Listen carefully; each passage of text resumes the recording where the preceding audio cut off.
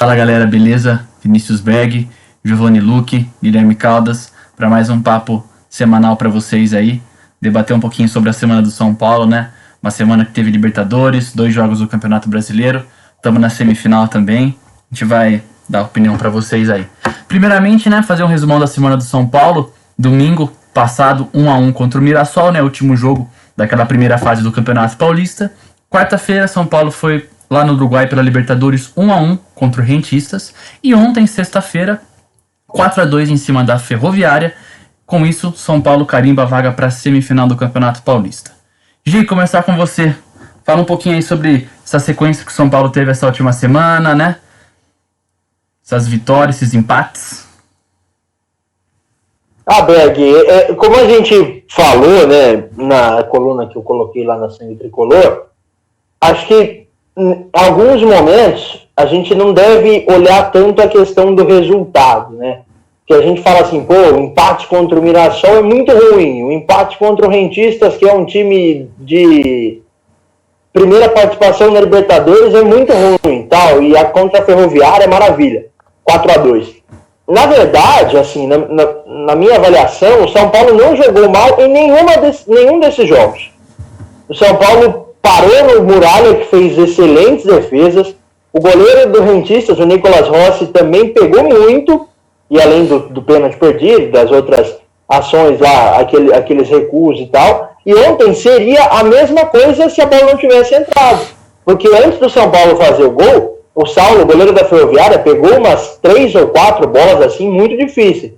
Então, o resultado ele é muito importante, mas você vê como que o time constrói esse resultado. É um resultado ofensivo, é uma atuação de destaque de todos eles, né, especialmente os jogadores reservas, né, que jogaram contra Mirassol e contra Rentistas, foi muito bom. Eu gostei bastante de como o São Paulo se portou em todo esse tempo e como se portou nesses momentos. Acho que o São Paulo jogou bem e é importante que o São Paulo continue jogando dessa forma para que venham os títulos, né? Caldão? E aí, tudo bem? Primeiramente, bom dia, boa tarde, boa noite para todo mundo. E eu concordo muito com o que o Gil disse, da questão de a gente não valorizar tanto o resultado. É esquisito falar isso, né? E acaba caindo num papo meio... Eu era muito crítico do Diniz quando ele falava isso no São Paulo. Porque eu sentia que era um trabalho que não estava em evolução. Empatamos o jogo, não devia ter empatado. Mas não pode pensar tanto no resultado. Beleza, mas se não pensa no resultado, tem que pensar no desenvolvimento. E aquele time parecia não evoluir mais, não se desenvolver mais. O time do Crespo é justamente o contrário. O time do Crespo, desde o primeiro dia, e principalmente depois da pausa da pandemia, em que ele pôde treinar mais, pôde dar mais noção do tipo de jogo que ele queria para o time vem em franca evolução, constantemente. Porque assim, você pega o time B contra um time muito fraco, ele começou jogando bem, mas depois de um tempo começou a se enroscar, mas depois começou a crescer de novo, começou a entender melhor o jogo, começou a pegar mais o jogo, e assim, o único jogo em que eu acho que eu teria críticas é difícil falar de comprometimento de jogador, comprometimento do time, porque acaba todo mundo, quem entra em campo entra para ganhar. Mas assim, o único jogo em que eu acho que o São Paulo acabou sendo um pouco fraco mesmo, um pouco faltou comprometimento, foi contra o Corinthians, estranhamente. O clássico é o seu jogo que você menos joga, entre aspas. Mas contra o Mirassol, contra o próprio Rentistas, contra o Racing na Argentina, eu acho que a gente não tem o que reclamar. Sabe? Tipo, claro que é ruim o empate. Claro que é muito ruim você vir de 8 vitórias e aí do nada ter 4 empates seguidos. Mas, da mesma maneira que esses 4 empates não eram o fim do trabalho do Crespo, essa vitória contra a Ferroviária também não é a resposta para todas as perguntas, dizer que o Crespo sim está dando certo maravilhosamente, bem, ele está dando certo. Mas assim como ele não está dando certo porque ele não estava dando errado por causa desses 4 empates, ele não está dando certo por causa dessa vitória. Ele está dando certo porque o time dele evolui a cada jogo e ele está montando um time B praticamente tão bom quanto o time A. Uma coisa que a gente não via no São Paulo há muito tempo. E eu acho que, ainda mais uma temporada como a de 2021, que vai ser parecido como foi a de 2020, né? Muito jogo em cima do outro. Agora a gente está tendo jogo a cada 48 horas, um absurdo. Se não tiver um time B, ninguém ganha. Ninguém ganha. E a prova disso, por exemplo, é o nosso rival, o Palmeiras, que ninguém botava fé no Paulista, que ia se classificar no Paulista, porque estava jogando com o time C. O time B tava jogando outros jogos e o time A tava na Libertadores. E mesmo assim eles conseguiram se classificar, porque tem um time C que é pior que o A e B, mas que ainda consegue se garantir mais ou menos. E o São Paulo não tinha isso um tempo atrás, eram 11 titulares só. E agora o São Paulo tá... Talvez a ideia do Crespo de ter um time B seja fundamental para uma temporada da pandemia, como está sendo essa aqui, e para a gente conseguir ganhar um título de novo. Tem uma coisa que eu curto, que eu acho legal no trabalho do Crespo. A gente vê um pouco disso com o Fernando Diniz, mas uma coisa que é legal no Crespo é que você consegue identificar a linha de trabalho do Crespo. Você consegue ver como que o Crespo joga, o time do Crespo joga com os titulares, joga com os reservas da mesma maneira. É aquele jogo posicional, é os caras na mesma posição. O São Paulo jogando muito bem, e isso que eu acho mais legal, assim, que a gente vê que o trabalho do treinador é bom, que os jogadores aceitam o trabalho do treinador. E a gente pode ver nos jogos que teve, contra a Mirassol e Rentistas, o time reserva.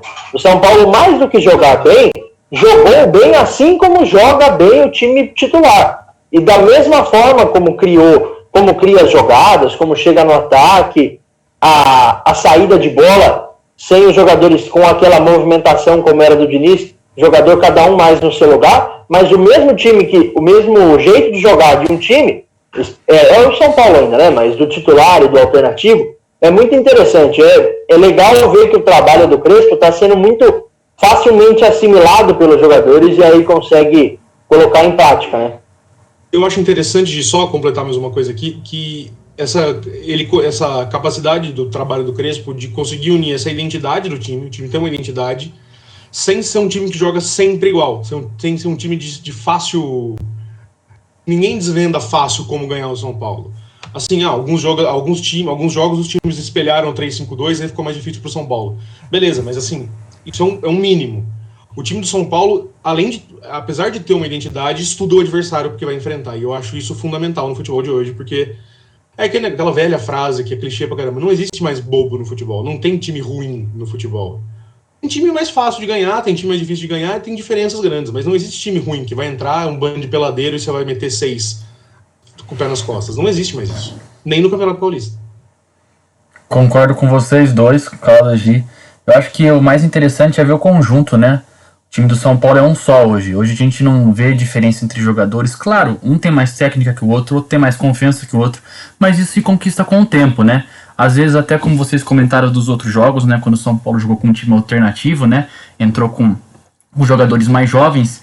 Eu vejo, às vezes, que falta um pouco de confiança, né? Pra ele partir pra cima. Mas como o Gi falou, é o São Paulo jogando de um jeito igual, né? Como o Caldas comentou também, não tem um jeito agora que descubram como o São Paulo joga, como aconteceu no passado, né? Quando o São Paulo pegou aquela fase que perdeu pro Internacional e perdemos o título brasileiro.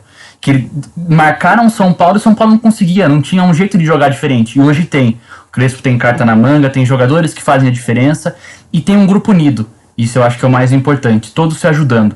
Os mais experientes aos mais jovens, eu acho que isso é fundamental. Fala, Gi.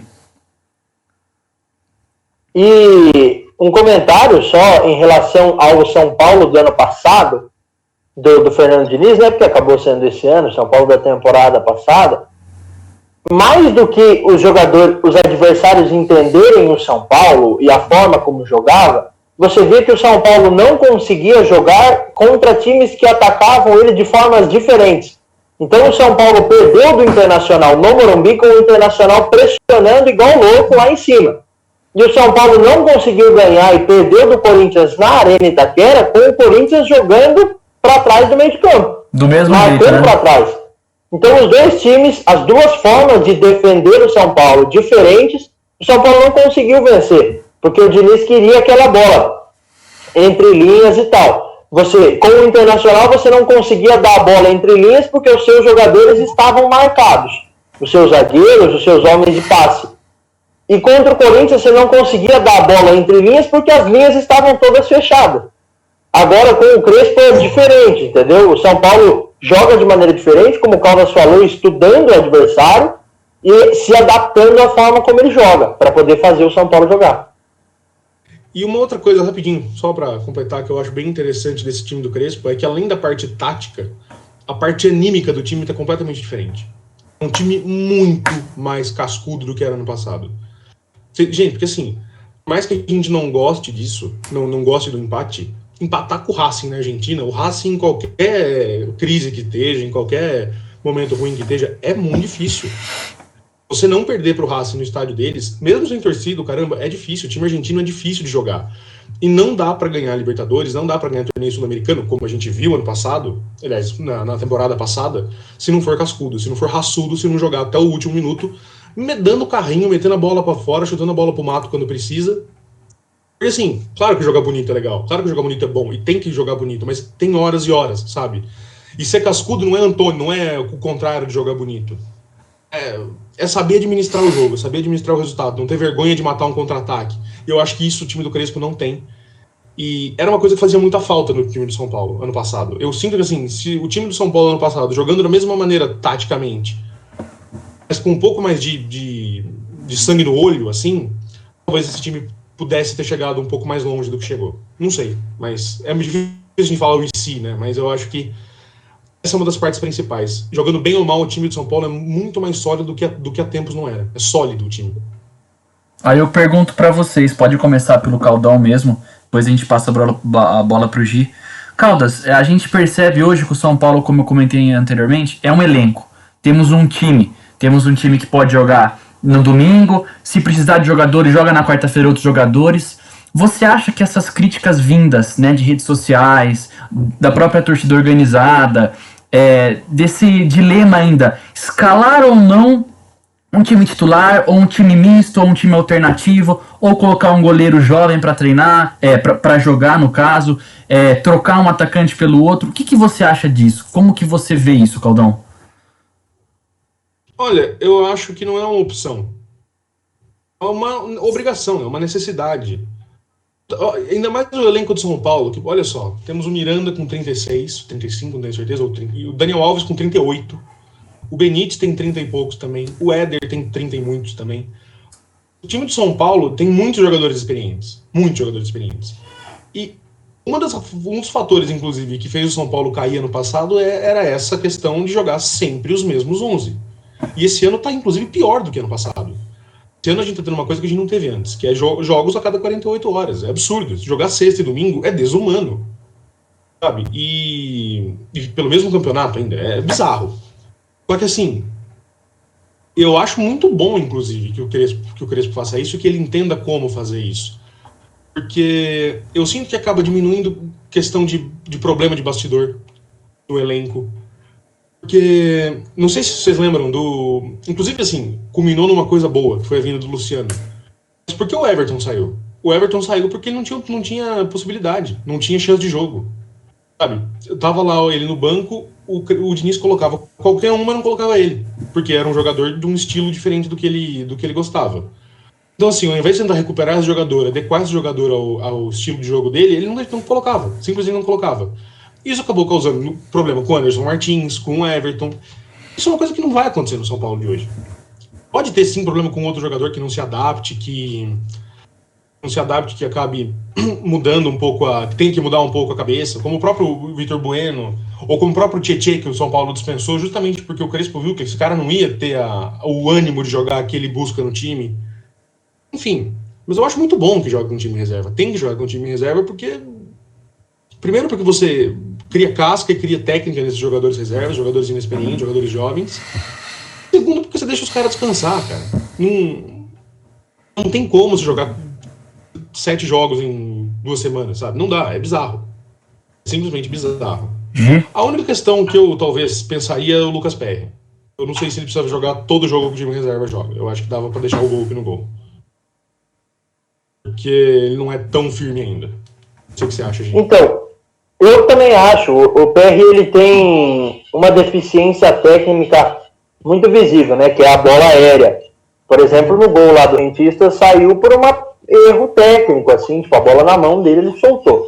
Enfim, puxando um pouquinho para o jogo que foi da Ferroviária, você vê que o time do São Paulo não cai de rendimento quando joga o time titular, quando joga o time reserva e quando entram os reservas no time titular.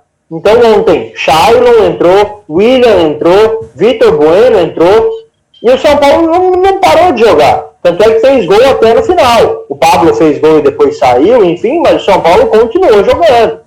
O Igor Vinícius é um cara que talvez não seja um titular e jogou muito ontem.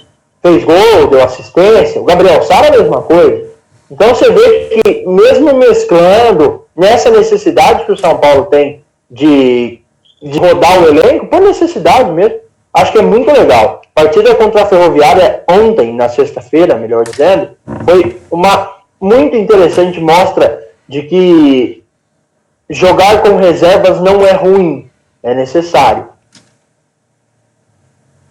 E só um último adendo sobre a questão dos protestos da torcida, da reclamação da torcida. Sim. Olha, são poucas as palavras que não... Puta que pariu, gente.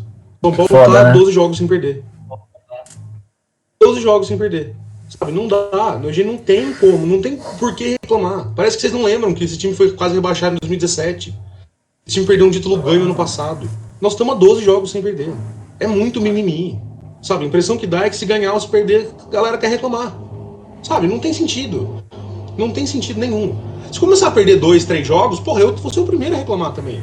Mas esse negócio de qualquer coisa que acontece reclamar, não dá, é horrível. E atrapalha tudo. Imagina, 12 jogos sem perder, porque empatou 4 jogos, agora é o fim do mundo, acabou a temporada pra gente. Caramba, pô, tem um monte de coisa pra fazer ainda, tem um monte de coisa pra ganhar ainda. Calma. Concordo com você, Caldão, com o Gi também. Eu acho que é o que a gente já comentou em vários outros vídeos, né? O São Paulo pecou nos anos anteriores por não ter um elenco, por não ter como ir naquele jogo e substituir, né? A gente via, vamos supor, na época do Nenê, né? O Nenê machucou, quem que entrou no lugar do Nenê? E deu recado? Ninguém. O Nenê era aquele cara que pegava a bola e fazia o gol, e quase o São Paulo foi campeão brasileiro naquele ano. E não tinha quem substituísse, sabe? O Everton machucou, quem entrou? Ninguém. Hoje, o Daniel Alves tá lesionado, né? É uma lesão grave, mas vai ficar mais ou menos uma semana fora, né? Pode voltar já no próximo jogo. Mas o Igor Vinícius foi lá e deu conta do recado. Orejuela entrou no Libertadores, fez gol, jogou bem na estreia, sabe? Vai pegando ritmo agora, vai entrosando mais com o time. Então acho que essas alternativas que o São Paulo tá tendo, a torcida tem que ter muita calma, principalmente a torcida organizada, que é a torcida que faz muita cabeça de torcedor. Não adianta sair postando lá, ganhar do Corinthians. Não é título. A gente, se fosse uma final, beleza. Mas é antes da fase ali, na fase de grupos ainda, sabe? Era um jogo normal. Tem o tabu, beleza, tem o tabu. Mas a gente no São Paulo não ia perder nada, entendeu? Jogando com o time titular ou reserva. E quem entrou deu conta do recado. Sim, tem a pressãozinha, não ganha não sei quantos jogos. Tem a zica também, que deve ter uma zica do caramba naquele estádio pra gente não conseguir ganhar. A gente começa ganhando, mas leva virada, entendeu? Mas faz parte do futebol, entendeu? E pra gente completar, antes de vocês falarem mais alguma coisa, eu queria propor uma brincadeira aqui entre a gente, pra vocês falarem o palpite de vocês, né? Pro jogo de amanhã contra o Mirassol, o placar, e uma possível final do Paulista, né? Placar entre Palmeiras e Corinthians e placar entre São Paulo e Mirassol, pra gente encerrar nosso vídeo de hoje. Pode começar aí, Gi. A última vez que eu fiz uma brincadeira nos bastidores, o São Paulo nos quebrou, né? Eu falei que o São Caetano não tinha feito nenhum gol no Campeonato Paulista, e o São Caetano fez 3 gols no Paulistão, um deles foi no São Paulo. Então, eu dei uma quebrada geral. Foi muito bom, o recorde do São Caetano. Mas eu acho que o São Paulo deve ganhar amanhã, 2-0. É amanhã, né? Amanhã, domingo. 2-0 deve ganhar, e eu acho que pega o Corinthians na final do Campeonato Paulista. Palmeiras e Corinthians, qual o placar antes do Caldão? Só pra dar uma pressão no G. Quanto Palmeiras e Corinthians? Acho que dá Corinthians nos pênaltis. Boa. Caldão, com você. Eu acho que o São Paulo ganha do Mirassol. Eu acho que... eu boto muita fé nesse time, viu? Eu acho que 2-0 ou 3-0. O time do Mirassol dá mais pra 2-0. E o São Paulo tá conseguindo se manter sem tomar gol. Assim, tomou gol nos últimos jogos, mas consegue manter bastante jogos sem tomar gol, né? Então eu acho que vai ser 2-0 ou 3-0. Vou votar no 2-0. E Palmeiras e Corinthians? Olha, eu acho que dá Palmeiras. Eu acho que da Palmeiras vai ser jogo duro. Eu acho que vai ser um jogo bem complicado. Tomara que dê Corinthians, assim, porque, enfim. Assim, E você, o que você acha? Eu acho que no São Paulo e Mirassol eu vou de 3-0 São Paulo. Acho que amanhã o São Paulo consegue passar pelo Muralha e fazer gols, né? Acredito que os Crespo, mesmo nessas 48 horas, vá com um time mais forte, pode-se dizer assim, né? Jogadores descansados, até um adendo, tirou o Pablo Benítez 20 e poucos minutos, né, do segundo tempo, então já percebe-se, né, esse cuidado que tá tendo com os jogadores, então acho que 3-0 São Paulo amanhã. E Palmeiras e Corinthians, eu acho que vai ser 2-1 pro Corinthians. Eu acho que lá na Arena, né, não, assim, eu tenho a esperança ainda da gente quebrar esse tabu no Campeonato Paulista, sinceramente. Eu vejo um São Paulo e Corinthians aí, pra gente também aquela final engasgada, né, do Paulista de 2018. Eu acho que dá pra gente... É de 2018, né, que a gente jogou contra o Corinthians? 19. Isso, 19. Que a gente jogou... Com a molecada lá. Empatamos 0-0 no Morumbi.